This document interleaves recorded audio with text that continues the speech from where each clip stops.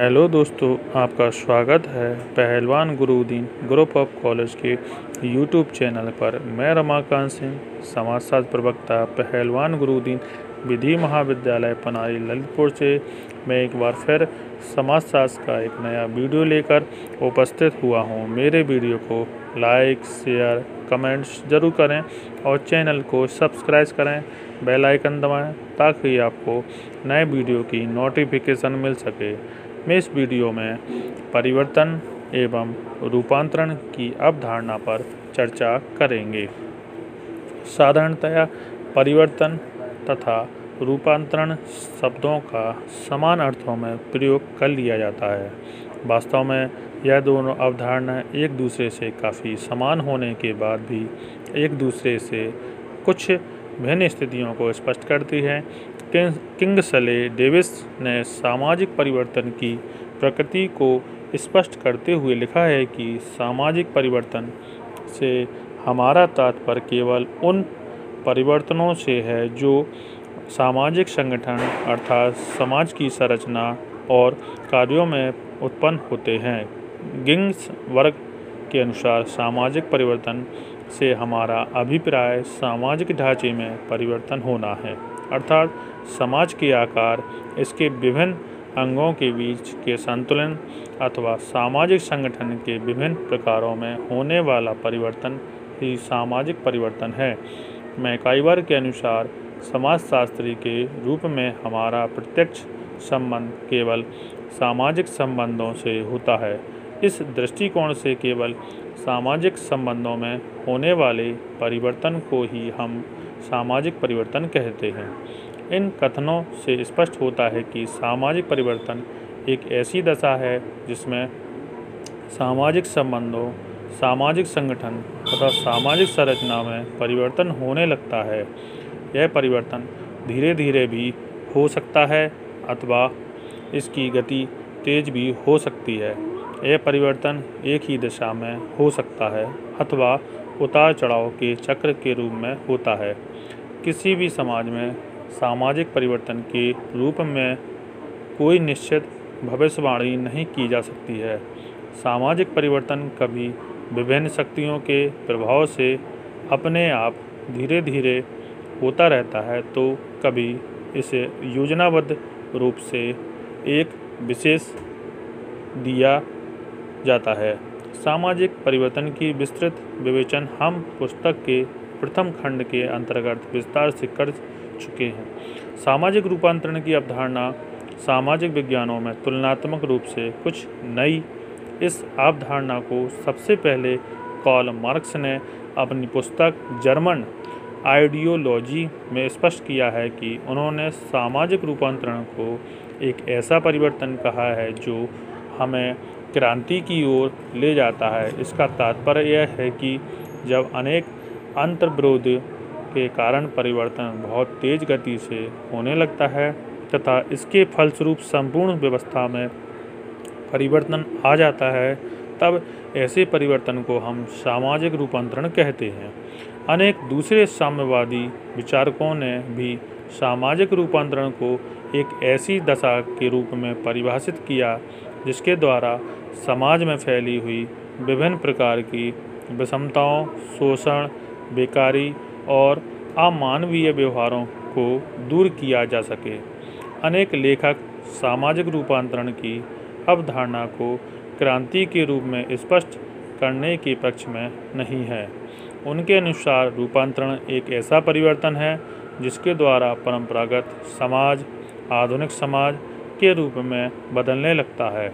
एक परंपरागत समाज में अविकसित प्रौद्योगिकी, कृषि की प्रधानता, प्रथाओं और परंपराओं के द्वारा स्थापित होने वाला सामाजिक नियंत्रण एवं स्थानीय विश्वास वहाँ के मुख्य लक्षण होते हैं।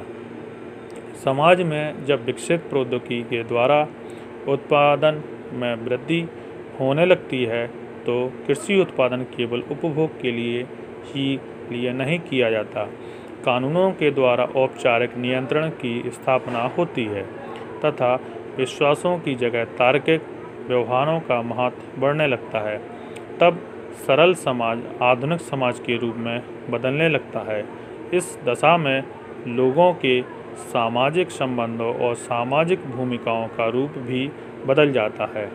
इसी दशा का नाम सामाजिक रूपांतरण है। इस बात को हम भारतीय समाज के उदाहरण द्वारा समझ सकते हैं। भारत में एक लंबे समय तक जाति व्यवस्था, अस्पृश्यता, संयुक्त परिवार तथा धर्म द्वारा स्थापित नियंत्रण की प्रधानता रही है। यह एक परंपरागत समाज था जिसमें लोगों की जीवन शैली, सामाजिक संबंध तथा उत्पादन और उपभोग के तरीकों को बदलने में लोग कठिनाई का अनुभव करते रहे हैं। स्वतंत्रता के बाद जब यहाँ संसदीय लोकतंत्र की स्थापना हुई तथा विधि का शासन आरंभ हुआ तो नियोजित रूप से विकास कार्यक्रमों के द्वारा समाज में परिवर्तन लाया गया। प्रौद्योगिक विकास के साथ कृषि उत्पादन में तेजी से वृद्धि हुई। अस्पृश्यता तथा जाति विभेदों को समाप्त कर दिया गया। कानूनों द्वारा रूढ़िगत व्यवहारों पर रोक लगाई गई तथा वैज्ञानिक शिक्षा के द्वारा समताकारी व्यवहारों को प्रोत्साहन दिया जाने लगा। इसी का परिणाम है कि भारत की परंपरागत सामाजिक व्यवस्था एक आधुनिक रूप ग्रहण करने लगी है, जिसमें हमारे पारस्परिक संबंधों की प्रकृति और सामाजिक संरचना का रूप पहले से बहुत भिन्न हो गया है। भारतीय समाज के पिछले 2000 वर्षों में उतना परिवर्तन नहीं हुआ जितना स्वतंत्रता के बाद लगभग 60 वर्ष में हो गया। योजनाबद्ध रूप से होने वाला यह व्यापक परिवर्तन ही सामाजिक रूपांतरण है। Rajni Kothari, M.S.A. Rao, M.N. Srinivas, Daniel Lerner तथा अनेक दूसरे लेखकों ने सामाजिक रूपांतरण की अवधारणा को आधुनिकीकरण के अर्थ में स्पष्ट किया है। उनके विचारों में कुछ भिन्नता है, लेकिन किसी न किसी रूप में यह सभी लेखक मानते हैं कि परंपरागत समाज में आधुनिकीकरण की प्रक्रिया का बढ़ना ही सामाजिक रूपांतरण है।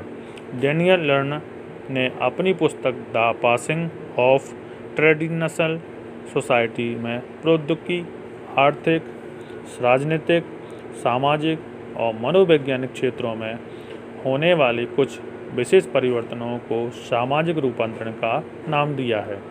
उनके अनुसार आधुनिक प्रौद्योगिकी का उपयोग, पूंजी का संचय तथा उसका उपभोग, राजनीतिक सहभागिता, साक्षरता में वृद्धि, व्यावसायिक गतिशीलता तथा समताकारी व्यवहारों में होने वाली वृद्धि ऐसे परिवर्तन हैं जिन्हें हम सामाजिक रूपांतरण कहते हैं।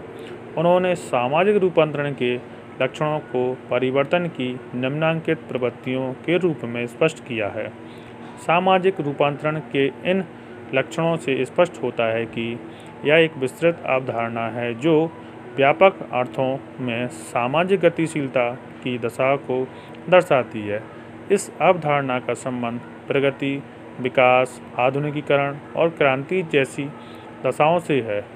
इस संबंध में यह ध्यान रखना आवश्यक है कि यदि किसी समाज में सामाजिक रूपांतरण धीरे धीरे होता है तो पुरानी व्यवस्था की जगह नई व्यवस्था की स्थापना के बीच जो संक्रमण काल होता है उसमें समाज के सामने अनेक नई समस्याएं भी पैदा हो जाती हैं। यही कारण है कि आज अधिकांश समाज योजनाबद्ध रूप से संगठित प्रयत्नों के द्वारा सामाजिक रूपांतरण का अधिक उपयुक्त मानते हैं, जिसके द्वारा किसी समाज की संरचना में होने वाली परिवर्तन के आधार पर सामाजिक परिवर्तन को समझने का प्रयत्न किया जाता है। उदाहरण के लिए भारत में जाति, नातेदारी, वर्ग, सामाजिक परिस्थिति तथा भूमिका आदि वे विशेषताएं हैं जो परंपरागत रूप से यहाँ लोगों के पारस्परिक संबंधों और अंतःक्रियाओं को निर्धारित करती रही हैं। इस संबंध में लैम्बर्ट ने पूना में किए गए अध्ययनों के आधार पर लिखा है कि जब किसी समाज की संरचना बदलती है तो लोगों के पारस्परिक संबंधों में संविदा या समझौते का प्रभाव पड़ने लगता है। प्राथमिक समूहों की जगह श्रम विभाजन में वृद्धि होती है। प्रदत्त परिस्थिति की जगह अर्जित परिस्थिति का महत्व बढ़ने लगता है, गतिशीलता में वृद्धि होती है तथा प्रत्येक समूह और वर्ग अपनी परंपरागत परिस्थिति को ऊंचा उठाने का प्रयत्न करने लगता है। इस तरह संरचनात्मक परिवर्तन के द्वारा सामाजिक परिवर्तन की व्याख्या की जा सकती है। बस आज का व्याख्यान यहीं समाप्त किया जाता है। धन्यवाद।